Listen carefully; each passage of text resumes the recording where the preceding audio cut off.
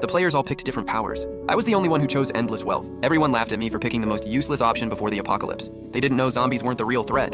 The real danger was powered humans. The game world's rules were fair and clear. There were 300 players in total. All of them had already died in the real world. If they wanted the chance to be reborn, they had to survive the apocalypse game. Now please choose your starting item. I quickly scanned the items on the shelf. They were basically all kinds of powers. The players rushed to grab them. They were afraid that even being a second late would mean losing the power they wanted to someone else. Lightning strikes, wind blades, teleportation, healing, and more were disappearing fast. I flipped to the last page. On the bottom shelf I saw a coin. It said endless wealth. I immediately grabbed it. Also teleported in with me were the people who had died with me on the bus. Our class monitor Kui Yingri chose mind control. When he turned and saw me taking the coin, he said, "You're way too obsessed with money. We're in the apocalypse now. What's money even good for?" Before I could explain, his attention turned to the class beauty, Liu Ruyan. She had chosen love acquisition. I can gain the love of humans, even the love of zombies, with true love protecting me. I can't die. After all the items were claimed, the system's voice came back again. You have 1 year to train your powers. Get ready. The apocalypse will begin in 1 year. Warning, there can only be one winner in this game. Only the last player alive will qualify for the reward. After hearing that, everyone's expression changed. In this game, there are no friends. Everyone is the enemy. I left the scene fast and started my apocalypse survival plan. On the world map, I kept searching until I found a small island in the middle of the Pacific. It was just the right size. A true isolated island. Geologically stable, with a natural flat area, perfect for building an airport. So I got straight to work. I dropped 1 billion to buy the island, and named it Future Island. I said I was starting a tourism project. I bought 10 large cruise ships, and signed construction agreements with NPCs. I also signed NDAs with the NPC executives, so they didn't know the exact location of Future Island either. The workers worked day and night. To keep Future Island from being tracked, I bought signal jammers in advance, and took the workers' phones away.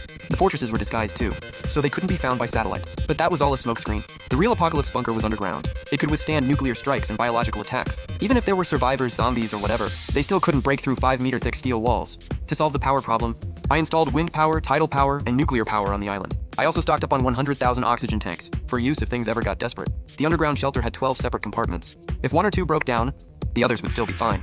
Each compartment had its own purpose.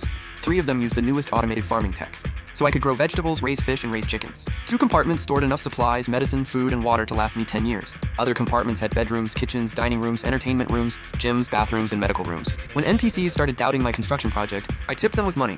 Then they shut up, and worked even harder to make money. Money was there to be spent.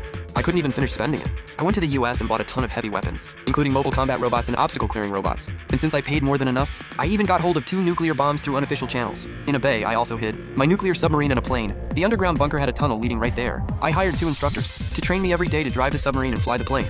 To keep powered players from getting onto the island, I had artificial reefs built all around the island's original location. Big ships would hit the reefs and sink. A little closer in, I put up electric fencing around the island. In the water along the coast, I planted bombs. I also set up radar to detect anything approaching the island, so it could be shot down in time. After sending off the last batch of NPCs, I was the only one left on the whole island. I spent money to buy SpaceX, and I took control of 6,122 satellites in space to keep my internet stable. Over that year, I acquired airlines and shipping companies all over the world. In the final week, I ordered the mass destruction of all planes and ships. The whole world knew the richest man had destroyed all long-distance transportation companies. The NPCs all thought the billionaire had gone crazy. Only the players knew that this global billionaire was also their competitor. A small window popped up in the player world chat. "Are you the global billionaire?" Only he saw that I had chosen infinite wealth, but I ignored him. The apocalypse arrived. The players who had maxed out their powers were ready to go. The names and numbers of all 300 players appeared on the public screen. I was number 99. Kui Yingri was number 100. Liu Ruyan was number 101. Attention, the apocalypse has begun. This game will keep running until only 1 player remains. No one expected the apocalypse to arrive as a worldwide rainstorm. From north to south, the long intense rain triggered massive flooding. It was as fierce as the ancient flood in mythology. Future Island also got hit by heavy rain, but because the island was so small, the rain clouds were gone after just 2 days. The powered players were stunned. System zombies in a flood? What the hell are our powers even good for? Yeah, what a joke. You're playing dirty. Did I ever say the apocalypse would definitely be a zombie virus? Everyone fell silent, except me. When everyone entered this world, they had no assets. During that year, they trained their powers, while trying to find ways to make money. Not only was it exhausting, but their supplies were limited too. Only a few players who used powers for illegal activities managed to get a villa and build a shelter in the basement. But the first place the flood hit was the basement. Meanwhile, I was rinsing hot pot tripe while watching a live stream. The streamer was hiding behind a curtain, secretly filming the situation in the building across the street. A player was using fire powers to snatch supplies. Listen up, guys. This is not special effects and it's not cosplay. This is a real powered human. He used to be the security guard in our complex. Now he's using fire to break through the door. This is his 10th robbery, and it even alerted the NPCs. A whole squad of SWAT officers came into the neighborhood in rescue boats. They surrounded the building with guns out. Guys, This is the first gunfight I've ever seen. That guard's fire is insane. He melted the iron gate in seconds. The SWAT team went into the building. The gunfire was intense. Countless windows were blasted open by flames. Explosions kept going off nonstop. Then suddenly, a figure flew out from the top floor and crashed straight into the floodwater. Not long after, one player's name on the game screen turned gray. That meant the player had died. At that point in the player world chat, Queengry messaged me again. Let's team up. We're classmates after all, and our numbers are right next to each other. We can definitely make it to the end if we work together. You can see this, can't you? Say something. My mind control power is really strong. You don't have any powers.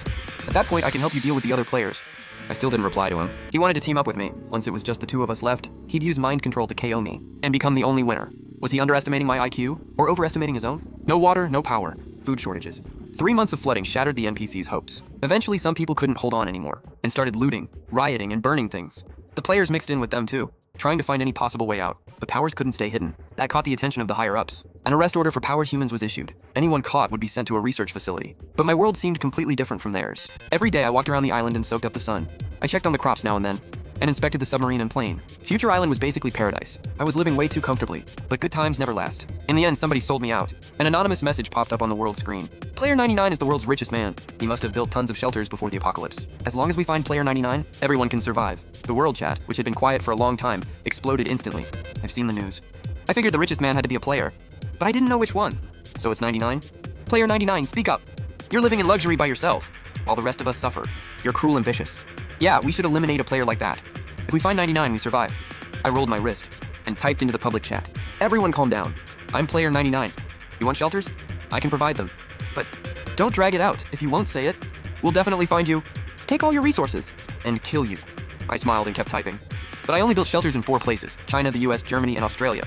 And each shelter can hold at most 20 people. I marked the 4 locations on the world map. There are over 200 of you. There's no way they can fit everyone. Please, I'll give you the shelter passwords. First come, first served. Just don't come after me. The second I typed the passwords, all the players went crazy. Overnight, players had already reached the shelters. Most of them had powers that let them move fast.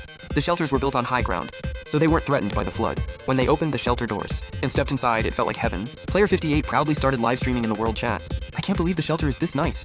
Money really does rule. They were eating steak and lamb chops inside, drinking red wine, with a table packed full of gourmet food. 12 people were already inside the shelter. Everyone agreed to lock it down. China's shelter resources are limited. No need for anyone else to come.